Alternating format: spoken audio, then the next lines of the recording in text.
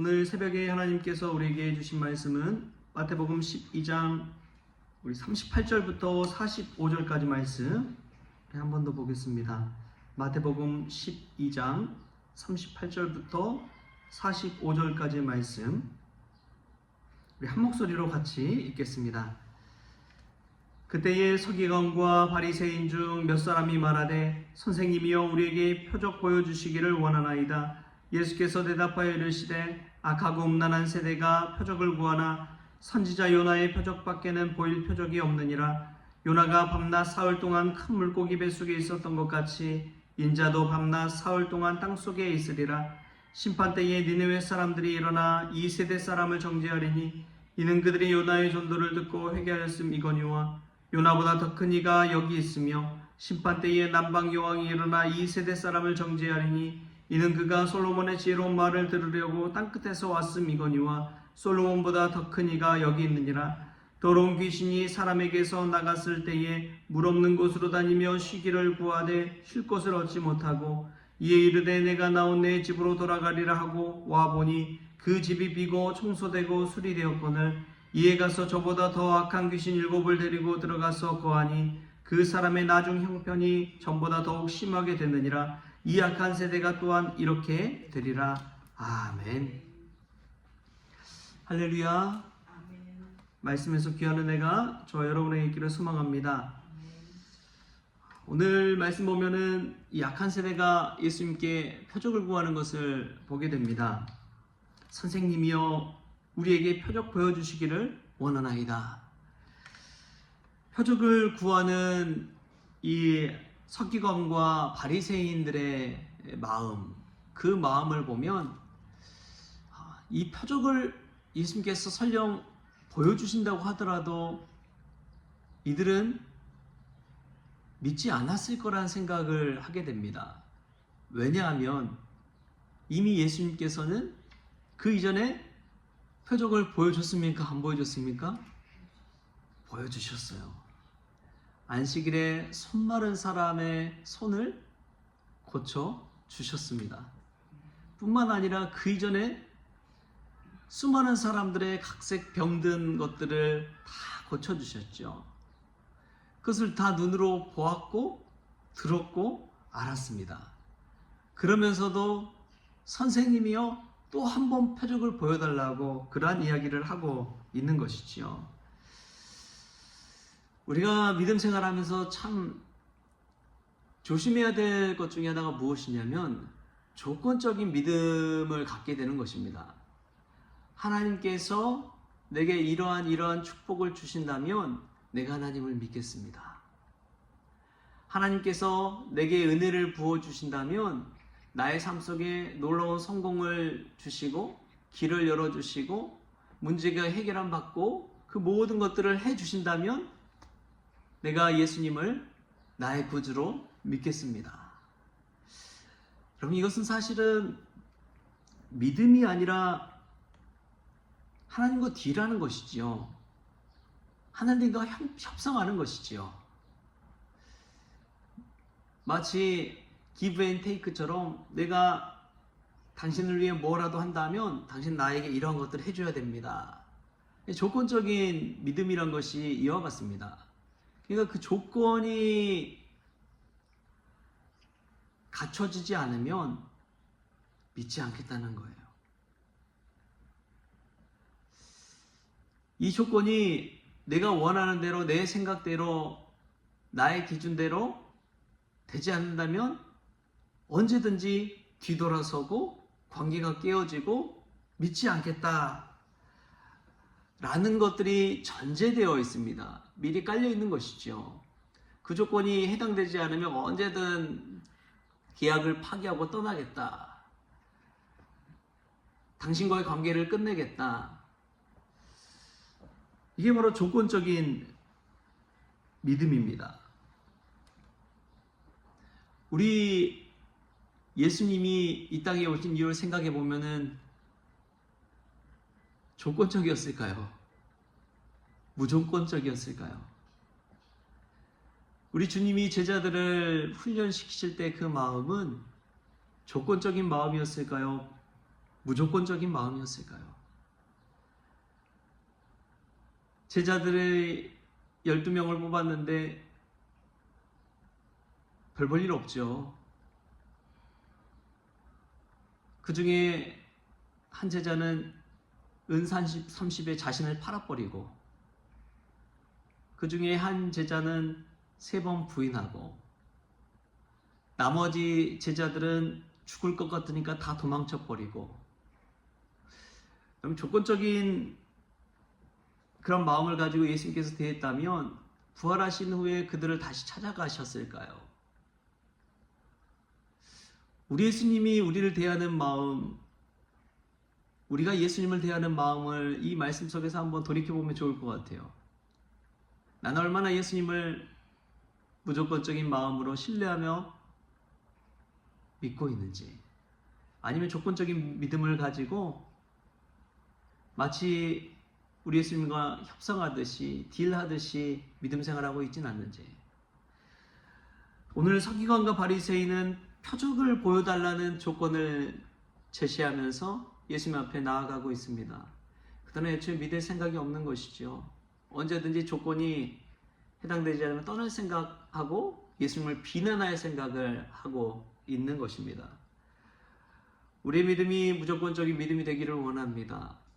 예수님이 우리를 먼저 사랑해 주시고 먼저 자신의 생명까지 십자가에 달려 내어놓으시기까지 우리를 사랑해 주신 그 사랑, 그 무조건적인 사랑이 있기에 제자들도 변화되고 성령 충만받고, 그래서 새로운 삶을 새 사람 되어 살아갈 수가 있는 것이지요. 조건적인 믿음은 제한적입니다. 하지만 무조건적인 믿음은 그 사람을 성숙시키고 변화시키고 달라지게 만드는 것이지요. 우리가 주님 앞에 오늘 또 무조건적인 믿음으로 나아갈 수 있길 바랍니다. 하나님과 딜하지 마십시오. 우리는 그럴 수 있는 존재가 아닙니다. 하나님 앞에 순종하십시오. 하나님 말씀 앞에 온전히 나 자신을 내어 놓으십시오. 그때 삶의 변화가 일어나는 것이고 성숙하게 되는 것이지요. 오늘도 나는 표적을 구하며 신앙생활하고 있지 않는지 한번 돌아보면 좋겠습니다. 말씀을 준비하면서 드는 생각이, 세상에는 명과 암이 있습니다. 어둠이 있으면 빛이 있는 것이지요. 밝은 면이 있으면 어두운 면도 있는 것입니다. 근데 오늘 말씀해 보니까 이 44절 이하에 이런 말씀이 나옵니다.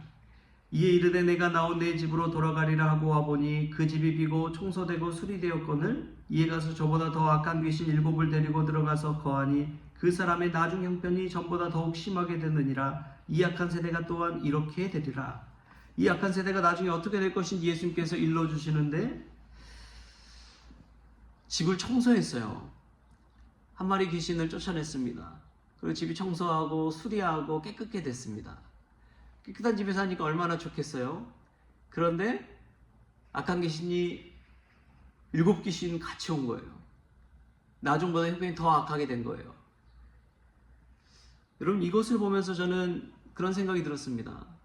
서기관과 바리새인들의 마음을 깨끗게 해주시고 청소해 주시고 그들이 변화되게 해주시고, 그런데 나중에는 뒤돌아서서 더 악하게 변하는 그 모습들.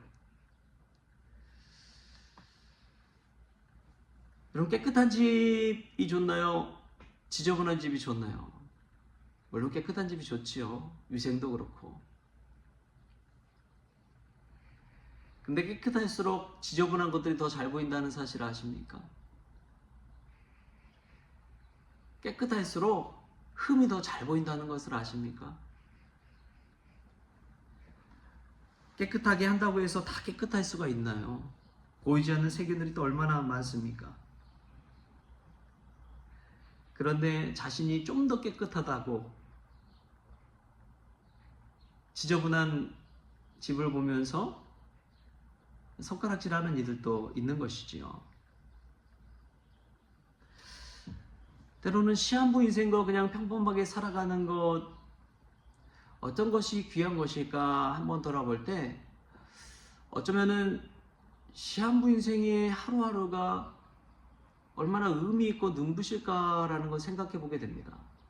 매일매일 그냥 똑같이 하루를 살아가는 사람과 단 하루를 살더라도 예수님을 따라 사는 사람과 그 하루의 질이 얼마나 크게 차이가 날까. 그런 생각을 보면은 시한부 인생 사는 것도 참 괜찮겠다라는 생각이 들 때가 있어요. 예수님도 공생의 사역 이 땅에서 보내는 시간으로 따져보면은 33, 34세? 그 정도밖에 안 되시잖아요. 저도 어느새 예수님보다 더 많은 시간을 보냈습니다. 근데 예수님 살아온 그 압축적이고 그 높은 의미 있는 하루하루를 따져볼 때 나의 살아온 세월이 무색하더라 이거예요. 많이 여러 날을 살았다. 그것보다 하루하루를 어떻게 사느냐가 또 주님 앞에서 의미 있는 날인 줄 믿습니다. 명과함이 다 있는 거예요. 많은 날이 있다고 좋은 것이 아니라는 것이죠. 오히려 시한부 인생 속에서 정해진 인생 속에서 하루하루를 어떻게 보내느냐가 중요하다는 것입니다. 내일 일은 우리는 모릅니다. 오늘만 있는 것이죠. 내일 일어날 일, 그런 문제들 여러분 우선 내려놓으시고 내가 오늘 예수님을 어떻게 믿고 따를지를 고민하십시오. 그런 사람의 하루가 얼마나 의미 있는 하루가 되는지요. 삶의 하루를 예수님과 어떻게 보낼지를 고민해 보십시오. 그의 인생은 달라질 것입니다. 악한 세대는 이 청소된 집에 더 악한 귀신들이 들어온 것처럼 그런 어려움을 겪게 될 일이 훨씬 높습니다. 조건적인 믿음을 갖고 있기 때문에 그렇지요. 그러나 오늘 하루 예수님과 보내는 복된 날이라 생각하시고 오늘 하루를 살아가는 인생, 하루만 살아가는 인생, 나에게 주어진 시간이 얼마 남지 않았다는 것을 깨닫고 오늘 하루 정말 의미 있게 보내는 인생, 예수님을 따르는 인생. 여러분 그 인생이 복된 인생이 된 줄 믿습니다. 나는 얼마나 조건적인 믿음 가지고 살아가고 있는지 오늘 말씀을 통해 한번 돌아보십시오. 나는 깨끗하고 다른 사람 지저분하고 바라볼 것이 아니라 오늘 주어진 하루 의미 있게 어떻게 보낼지를 고민하십시오.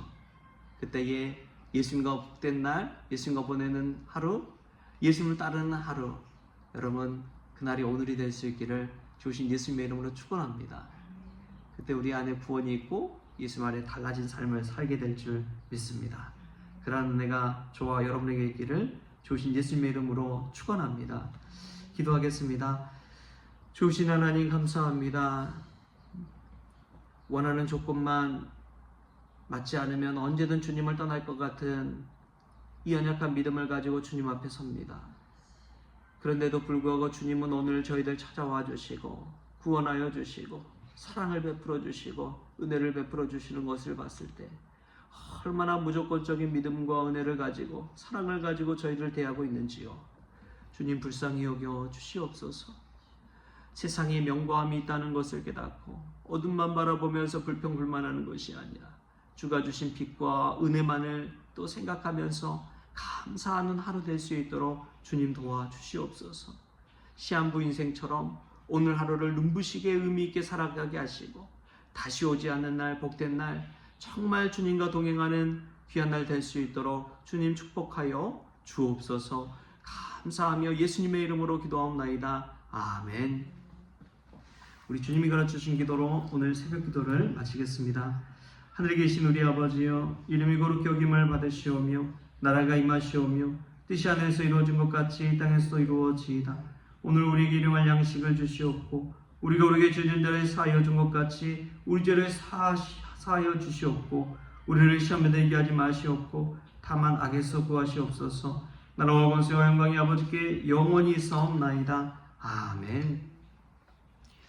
오늘 저녁에 수요 예배가 있습니다. 우리 수요 예배 7시 30분인데 시간 되시는 분들 와서 또 같이 하나님을 예배하고 찬양했으면 좋겠습니다. 또 오늘 또 좋은 날 보내십시오.